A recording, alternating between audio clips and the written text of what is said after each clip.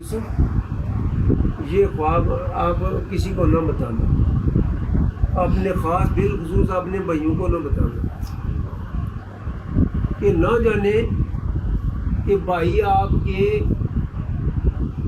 مخالفت نہ کرنا شروع کر، چونکہ شیطان جو ہے یہ انسان کا کھلا دشمن ہے۔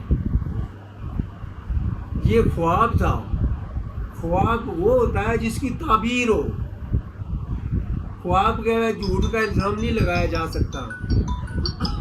خواب کس کی طرف سے، ڈی سی ایس پی یا وزیر اعظم سے طرف سے نہیں آتا، یہ اللہ کی طرف سے ہے، وہی کا 40واں حصہ ہے۔ دوسرا جی یہ خواب جو ہے یہ شیطانی خواب ہوتا ہے، شیطان کا وہ خواب نہیں ہوتا۔ یہ بھی آپ کو عرض کرتا چلوں ساتھ کہ جیسے کہ کچھ علماء بھی ایسے کہہ دیتے ہیں، جو نہیں بات کہنے والی وہ بھی کہہ دیتے ہیں شیطان کی جو طرف سے جو آتا ہے اسے خواب نہیں کہتے، اسے امزاد کہتے ہیں۔ اسے کیا کہتے ہیں؟ امزاد کہتے ہیں۔ امزاد کسے کہتے ہیں؟ وسوسہ انداز، وسوسہ فی صدور الناس من الجنۃ والناس، جو وسوسے ڈالنے والا چاہے جن کی شکل میں ہو چاہے انسانوں کی شکل میں، وہی شیطان ہے۔ تو وہ ان کے جو بھائی اس کی ایسا نہ کریں کہ شیطان آپ کا انسان کا کھلا دشمن ہے، تو بھائی آپ کے سارے جتنے بھی وہ مخالف نہ ہوتے ہیں۔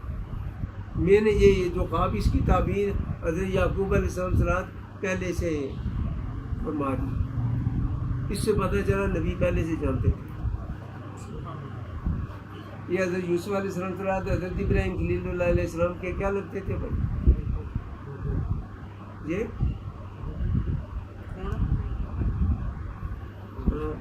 سارے کاموں سے ہو گیا تو سمجھ تو دس حضرت یوسف علیہ السلام حضرت ابراہیم خلیل اللہ علیہ السلام نے کیا لگتے پڑھتے یعقوب علیہ السلام انہوں نے پوترے سے انہوں نے بولنا حضرت اسحاق علیہ السلام سے، حضرت اسحاق علیہ السلام کے ابو کا نام حضرت ابراہیم خلیل اللہ علیہ السلام، یعنی لوگوں اس خاندان سے محبت کر کے دیکھیں، یہ بتا دیتے ہیں یار ساری باتیں، ان سے محبت تو کریں، محبت ہم غیروں سے کر رہے ہیں تو پھر یہ کہہ رہے ہیں کہ وہ بھی تو غیر اللہ تھے، نعوذ باللہ ولی اللہ کو غیر اللہ کہنا تو اسلام سے خارج ہو جاتا ہے، یہ علم کی عادت ہے۔ تو خواب جو ہے، خواب وہ ہوتا ہے جو اللہ کی طرف سے آئے، اس کی تعبیر ہوتی ہے، ہر خواب کی تعبیر ہوگی۔ جو کچھ ایسے لیک لوگ نہیں ہوتے، خواب جیسا بھی ہو چاہے گناہگار کا یا نیکوکار کا، خواب کی تعبیر ضرور ہوگی۔ جو شیطان کی طرف اسے خواب نہیں کہتے، اسے امزاد کہتے ہیں، اسے وسوسہ کہتے ہیں، وہ الگ چیز ہے۔ لیکن فرعون کا بھی خواب تھا کہ وہ پورا ہو کر رہا کہ اس دور میں ایسا بچہ پیدا ہوگا جو میرا تختہ الٹے گا اور مجھے اس نقصان میں تو وہ برباد ہو جائے گی۔ میری بات ہے، سچ ہو گیا، ہوا ایسے۔ نمرود کا بھی یہی خواب تھا۔ تو یہ خواب جو ہے، خواب اللہ کی طرف سے آتا ہے، اس میں جھوٹ کا الزام لگایا نہیں جاتا۔ اسی لیے حضور نے ارشاد فرمایا بھائی کا 40 میں بھی آج ایک اپنا خواب بیان کرنے لگا ہوں۔ آج سے 30 سال پہلے میں نے ایک خواب دیکھا کہ مجھے بادشاہ بنا دیا گیا۔ میں ایمان کی پوری قوت سے کہہ رہا ہوں، جو میں کہہ رہا ہوں سچ کہہ رہا ہوں، مجھے بادشاہ بنا دیا گیا۔ اس کی بعد میں جیسے حضرت یوسف علیہ السلام کی وہ خواب کی تعبیر حضرت یعقوب علیہ السلام نے پہلے ارشاد فرما دی، اس کی خواب کی تعبیر بعد میں ساتھ اس کی وضاحت کروں گا۔ مجھے بادشاہ بنا دیا گیا اور میری فوج بھی تھی، جب فوج بھی آئی اس کا میں بادشاہ بھی رہا، تاج بھی رہا۔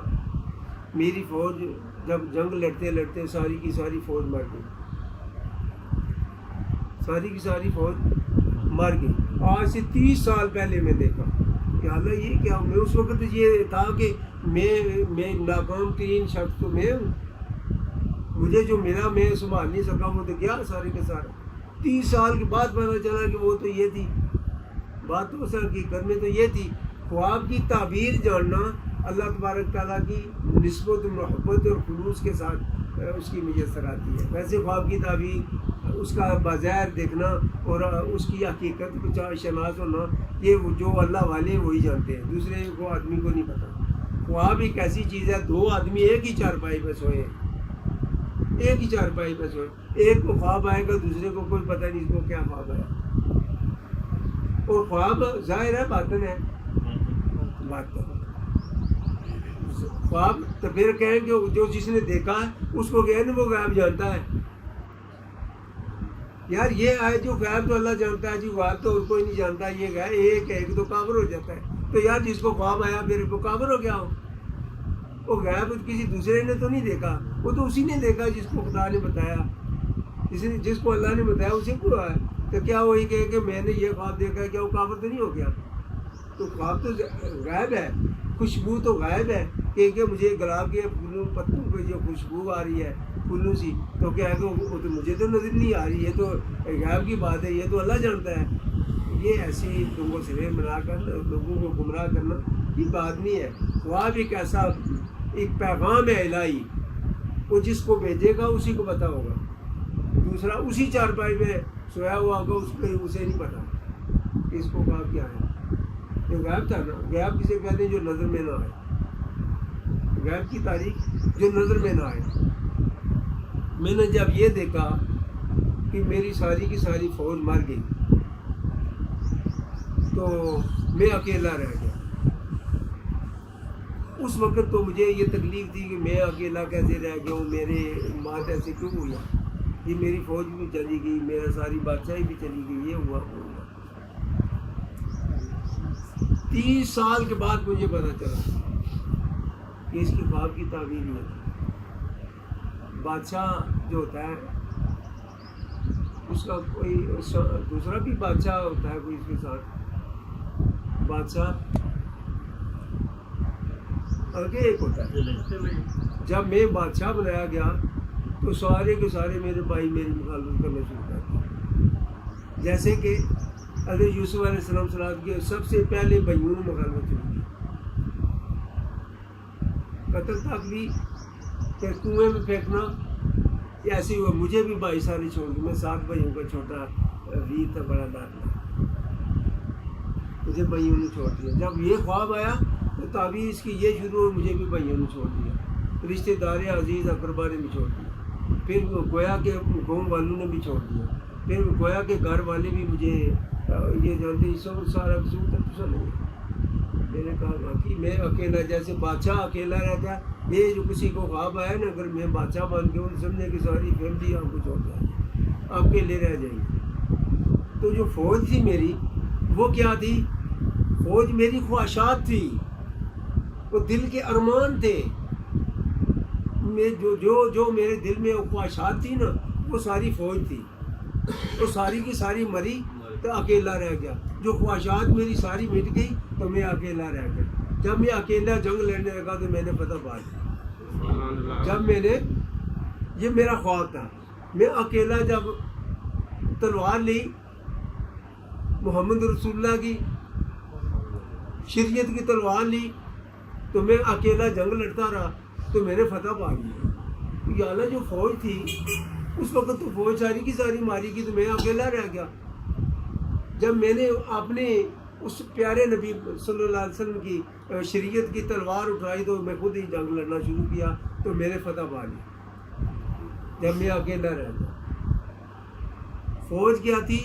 ہماری زندگی کے ارمان, تمنا, خواہشات, وہ خواہشات تھی ساری کی ساری مٹ گئی تو ایک ہی رہ گیا. تو کیا وہ میرے آقا حضور کی شریعت کی تلوار میرے ہاتھ میں آ گئی. اس سے میں نے کیا کیا کہ کفر کاٹ ڈالا. جب کفر کاٹ ڈالا تو مجھے پتا چلا کہ یہ تو ساری کے سارے یہی تو میرا دشمن تھے. یہ وہ کیا تھی؟ دنیا کی محبت, خواہشات, دنیا کی دولت. جب مٹ گئی تو مجھے سکون آیا. میرے پیارے نبی نے مجھے شریعت کی تلوار دی کفر کاٹنے کے لیے. تو مجھے ایک اپنے اللہ تبارک تعالیٰ نے خاص فضل سے مجھے یہ ایک ڈیوٹی لگا دی کہ جو میں خواب 30 سال پہلے دیکھا وہ اس کی تعبیر بعد میں شروع. اور کما حقو جو میں ایمان کی پوری قوت سے کہہ رہا ہوں، میں نے یہی دیکھا۔ تو جیسے میں نے خواب دیکھا تو میرے ساتھ یہی ہونے لگا کہ سارے کے سارے چھوڑ کے لگے، جیسے کہ حضرت یوسف علیہ السلام کو سب چھوڑ، نہ ماں نہیں، نہ باپ، نہ بھائی، نہ کوئی رشتہ دار، نہ کوئی ہمدرد رہا، دشمن ہی دشمن۔ یعنی دنیا ہی روحانیت کی دشمن ہے۔ دنیا سے جب جی پیار کریں گے تو ذلیل و خوار ہوتے جائیں، کشتی ڈوب جائے گی، سمندر کی تہہ میں چلی جائے گی۔ جب دنیا سے پاک رہیں گے، دنیا کی خواہشات سے دور ہو جائیں گے، آپ کی کشتی پورے سمندر پہ سیر کرے گی، پورے سمندر پہ راج کرے گی۔ کشتی کے پانی اندر چلا گیا تو وہ کشتی ڈوب جائے گی۔ یہ ایک میں کما حق و ایمان کی پوری قوت سے کہہ رہا ہوں کہ دنیا کی محبت کریں، آپ کی رائے تک بھی وجود ہے، میں اندر موجود ہے۔ پانی تھوڑا تھوڑا کشتی میں آتا جائے گا، ایک وقت ہے کشتی ڈوب جائے گا۔ اس سے بچ کر رہنا، دنیا کی محبت سے بچ کر رہنا۔ اگر مالدار بنے، دنیا دار نہ بنے۔ دنیا دار ایک ایسا، دنیا دار میاں صاحب نے ہے دنیا دار کمینہ۔ ایک کمینہ آدمی ہوتا ہے جو دنیا دار ہے، دنیا سے محبت کرنے والے کو کمینہ کہا گیا، گھٹیا پن والا۔ مالدار بن جائے، اس سے تھوڑی بہتر مالدار بن جائے۔ تو جو اللہ والے بن جاتے ہیں وہ نہ مالدار ہوتے ہیں نہ دنیا دار ہوتے ہیں، اس سے بھی ایک ہی بات ہوتی ہے۔ تو آئے اللہ کے کسی سے محبت نہیں وہ کریں گے۔ اگر محبت کریں گے تو اللہ کی رضا کے لیے، نفرت کریں گے تو اللہ کی رضا کے لیے۔ نہ کسی سے پیار کریں گے، نہ ان کا کوئی دوست ہوگا، نہ ان کا کوئی دشمن ہوگا۔ ایک وقت آیا تو واقعی نہ تو میرا کوئی دشمن رہا، میں اکیلے ہی رہ گیا۔ تو جس کے ہاتھ میں تلوار اس کے قریب جاتا کوئی، اور جسے تلوار بھی وہ جسے تاجدار امام الانبیاء نے وہ تلوار دی ہوئی کہ یہ میری شریعت کی تلوار لے لو، تو یہ آپ جب بھی آپ کے سامنے کفر آیا تو اس تلوار کے شریعت کی اس تلوار سے ذرا کفر کاٹ ڈالنا۔ تو ایک وقت آیا، مجھے نہیں پتا تھا کہ میں نے یہ کام کرنا، سچی بات کہہ رہا ہوں، مجھے نہیں یہ پتا تھا۔ تو ایک وقت آیا تو بار بار مجھے مدینے کی حاضری نصیب ہوتی رہی، ظاہری اور باطنی بھی، ظاہری بھی اور باطنی بھی۔ 5 دفعہ ویسے آج عمرے کے لیے گیا، وہ تو ظاہری ہوئی، اس کے بعد باطنی بھی ہوئی۔ ایک بار اگر پڑ گیا تو کئی بار ہر روز روزہ رسول پہ جایا جاتا ہے، جتنا عرصہ رہے 4 نمازیں ادا کرنے تک۔ کئی ہر مسجد نبی میں جب بھی کوئی جائے تو زیارت ہوتی ہے، مگر ایک تو یہ ظاہری زیارت ہے، باطنی ہوئی ہے۔ وہی کیسے؟ جب دنیا کی محبت سے نجات ملے۔ آج میں دیکھ رہا ہوں سب کچھ موجود، اولیے ہمارا جسم سارا کچھ موجود ہوتے ہیں۔ دنیا کی چھوٹی چھوٹی لالچ کی وجہ سے چاہے تو بات کرنے میں تھوڑی آگے پیچھے کر دیں، چھوٹی چھوٹی بات۔ کیا یہ وہ کائنات کا مالک آپ کو اتنا بھی نہیں پتا، وہ تو اب آپ کے اندر بیٹھا ہے۔ پر ایک ہی بات کو لے لیں کہ اللہ کو حاضر ناظر جان لیں، تو کیا پولیس والی کو کیا ضرورت ہے، عدلیہ انتظامیہ کی کیا ضرورت ہے، کسی اور کی کیا ضرورت ہے؟ امن بحال رکھیں تو ایسے ہے۔ یہ اسی لیے اللہ تبارک تعالیٰ نے کیٹاگریاں رکھی ہیں تمام قرآن کی، یہ اللہ کی مرضی سے ہی ہے کہ حق اور باطن کی پہچان ہو، اسے عزت اور ذلت کی رسوائی کی یہ پہچان دسو کس راستے میں درد ہی درکارن ہوتا جو اس پاسوں مڑیا، اس سے اس شان بتایا جو اس پاس سے اڑیا۔ جو اللہ کے رسول کی طرف ہے، فرعون کو بھی اللہ ہی نے پیدا کیا، موسیٰ علیہ السلام کو بھی اللہ ہی پیدا کیا، مگر اللہ نے حق اور باطن کو عزت اور ذلت دونوں، جو اس سے مڑا اسے ذلت ملی، جو اللہ تبارک تعالیٰ اور اللہ کے پیغام سنانے کے لیے آئے ان کو عزت ملی۔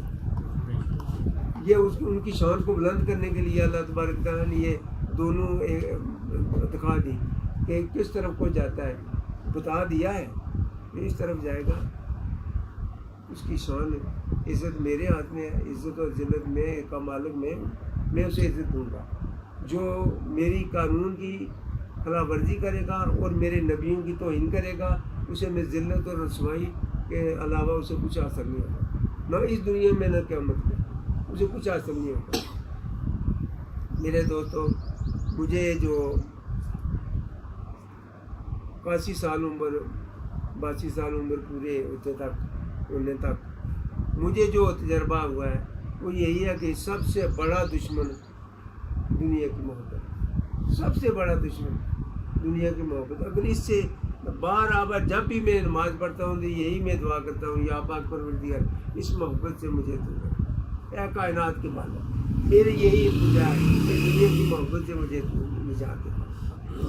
تو میں نے یہ بھی ہے، میرے بہت قریب نے ویسا بھی نواز صاحب بھی بیمار بھی رہا ہوں کافی، مگر یہ ہے کہ میرے خیال ان لوگوں نے مجھے یہ نہیں دیکھا ہوگا کہ میں نے کبھی ہاتھ اٹھا کر بارگاہ الہی سے شفا کے لیے دعا کی ہو. یا اللہ مجھے بڑی تکلیف ہے، آگے پتہ نہیں کیا ہوگا تو کیا نہیں ہوگا، مگر آپ نے کبھی یہ نہیں سنا ہوگا کہ میں نے شفا کے لیے دعا کی ہو. گناہ کوئی نہیں ہے، مگر یہ بات ہے کہ اس اللہ تو راضی، اگر اس بات پہ راضی ہے تو میں بھی راضی. اسی لیے اللہ تبارک تعالیٰ نے کچھ لوگوں کے لیے یا ایھا الناس ہو، اے لوگوں، لوگ ہی ہیں، یا ایھا الذین آمنوا، اے ایمان رکھنے والے. کچھ لوگوں کے لیے کہا کہ من عبادہ ہی، میرے بندہ، تو اس کے بندے اسی کی رضا پہ رہیں گے، نہ وہ مالدار رہیں گے نہ دنیا دار رہیں گے، وہ صرف اللہ کی رضا پہ رہیں گے، چاہے ان کو کچھ بھی ہو. بے شمار مساجد میں ایک واقعہ عرض کرتا ہے چلوں. ایک آدمی سویا رہا، اس کی صبح کی نماز قضا ہو گئی. جب مسجد میں گیا، بارگاہ الہی میں سرزمین پہ لٹایا، انجوب آ کر اس نے پروردگار کے فریاد کی، یا اللہ میری نماز تو، یا اللہ میرا یہ وقت دوبارہ نہ کبھی آئے.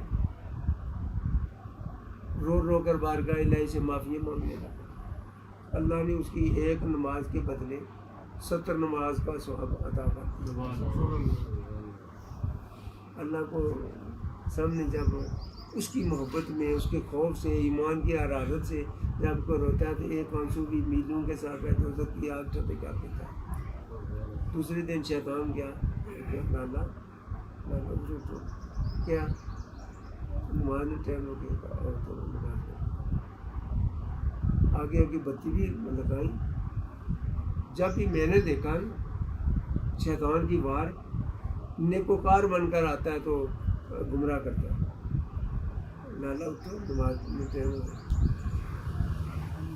بتی بالی نال مسجد تک گیا تو انہوں نے کہا کہ آئے نا آپ بھی نماز پڑھیں. میں کہا نہیں، میں ہے کون ہے؟ ایسا کیا ابلیس؟ میں کہتے ایک ابلیس نیکی نے کمے ہوئے سو اس طرح کس رہا ہے. ایک ہے کل تو جڑا ٹائم مار کے رونا سے 70 نماز کا سواب ملے تو یہ تو آج پھر 70 نماز کا سواب نہ مل جائے. اس لیے میں نے بتی خود جلا کر تو جھکا کر خود لے آیا ہوں. ندامت سے اپنے چہرے کو داغے رکھے، باہروں دسن میل کچالے، اندروں آب حیاتی اوٹ سکے تری آیا من جان ندی بجلا. یعنی یہ ایک انہوں نے ایک اپنے انداز سے قرآن کریم کا ترجمہ کیا، انداز ان کا کہ اس خوف کے مارے جو ایسے جیسے خوف زیادہ ہوتا ہے اس کے مارے کہ وہ میں نے کہا کہ آج یہ دوبارہ یہ روئے گا تو کل ایک نماز کے بدلے 70 نمازوں کا ثواب لے لیا، آج پھر لینے کا. تو میں نے پہلے ہی لالا اٹھو نماز پڑھا. یہی ایک نیا عمل شروع کر رکھا ہے. حضور کے زمانے میں کوئی مسجد کا احترام یہ تھا جو دیواروں کو پکڑ کر مسجد میں آتے، وہاں صفے وغیرہ نہ بچھائے جاتے تھے. تو شیطان نے یہ تو دیکھ لینا، میں جو کہہ رہا ہوں دیکھ لینا، چھوڑے عرصے بعد ایسے ہی ہونا شروع ہو جائے گا کہ کرسیاں لگا دیں جی، میں نیکی کا کام ہے جی، صدقہ جاریہ ہے جی، صدقہ جاریہ ہے، نیکی کا کام ہے، یہ کرسیاں لگا دیں، جو بندے بیزار ہیں جیسے تو وہ کرسی پہ نماز پڑھ. نماز کے فرض کا ان کو پتہ ہو، مولوی صاحب اگر اندھے نہ ہوں، ان کو نظر آئے تو آ کے سٹ ڈاؤن، نیچے اترو، یہ کیا کر رہے ہو؟ 4 فرض ہیں نماز کے. کتنے فرض ہوتے ہیں؟ 4. تکبیر اللہ، قیام، رکوع اور سجدہ، یہ 4 فرض ہیں. کرسی پہ بیٹھے ایک بھی فرض پورا نہیں ہوتا.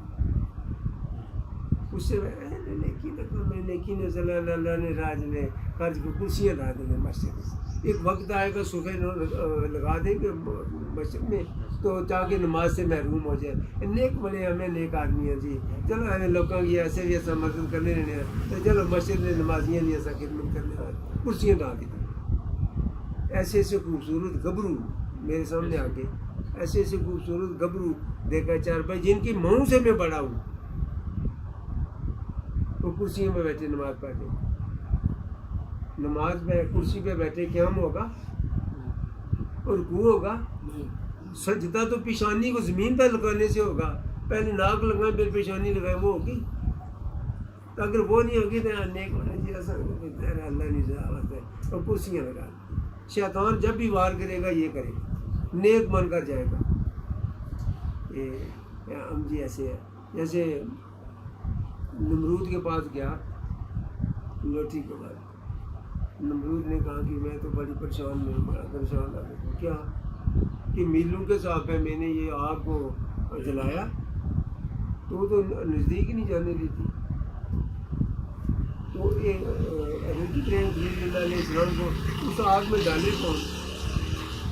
جو جالنے والا جگ کے لیے جائے وہ بھی جل جائے گا. کون جائے گا؟ ٹھیک ہے. نیک بنیا تھا گیا، انہوں سوچی ٹبلی بڈھا یہ گیا میں سے حل کر دینا جی، کوئی نہیں مشکل ہے تو میں سے نہیں حل کر دینا. کہ پینگ بنائے، اسے جب دھکا دیں گے تو رسہ جل جائے گا تو ابراہیم گر جائے گا. پیچھے سے رسہ چھوڑ دینا، مسئلہ حل کر کے بابا یہ جو باوے نے جڑے جی شریعت نیک بن گئے. ایسا نہ کرو شریعت کا قانون کبھی اس پہ وجود پہ میں ایسے کریں غالب رکھیں تو یہ کسی دوسرے کی بات نہ سنیں. یہ ان کی نیکوکاری کے جو ہتھ کنڈے ہیں نا، ان سے باز رہنا. یا آپ بتائیں کہ کرسی پہ بیٹھے کیا قیام ہوگا، رکوع ہوگا؟ ایسے ایسے یہ دیکھو، اگر میں آ رہی ہوں ان کو لڑائی ہو تو ایک تھپڑ اس کا میں برداشت نہیں کرتے. جو کرسی پہ بیٹھا میرے سامنے، ان کی ماں مجھ سے چھوٹی ہے، وہ بوڑھا بنا ہوا کر وہاں بیٹھا، کرسیاں لگا دی. چلو جی اللہ کی رضا ہوتا ہے. ایسے شیطان کے ہاتھ کنڈوں سے بچیں. ایسے حضرت یعقوب علیہ السلام نے کہا کہ یوسف شیطان جو ہے یہ انسان کا کھلا دشمن ہے. یہ 12 پارہ سورہ یوسف آیت نمبر 2 اور 3 2 اور 3 وہ پڑھ نہیں یہاں پر. تو یہ نیک بن کر جائے گا تو نیکی کے راستے میں رکاوٹ بنے گا. اس سے ہم کیا کریں گے؟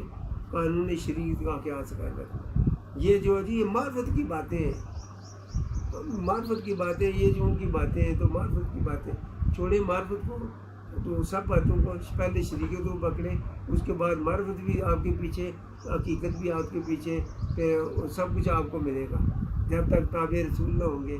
اللہ نے وعدہ کر دیا بھائی کہڑے لوگ میری محبت حاصل ہوئے، ان کن تم تو حبون اللہ فتابعونی، نبی کی اتباع کریں، وہی اللہ کے بندے بنے. تو پھر ہم کیوں دوسری طرف جائیں؟ آخرت والا